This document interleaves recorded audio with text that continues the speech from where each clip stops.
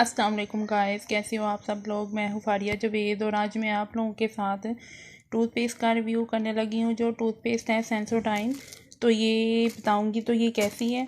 तो वीडियो देखते देखते मेरे चैनल को सब्सक्राइब कर दें और लाइक भी कर दें। ये देखें, बहुत ज़बरदस्त टूथपेस्ट है।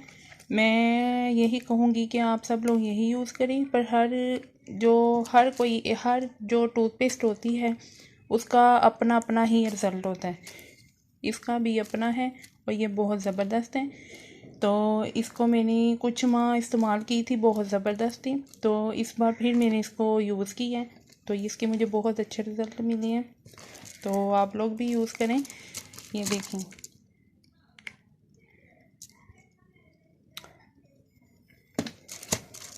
ये देखें, इधर भी मेंशन दिया हुआ है इधर।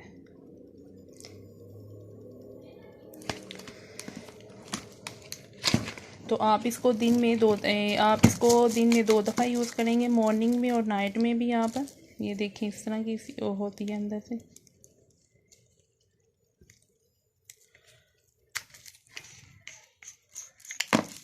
ये देखें,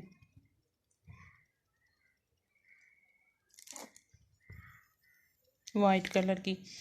तो ये बहुत ज़बरदस्त है, आप लोग यूज़ करें, आपको इससे बहुत अच्छे रिज़ल्ट मिलेंगे।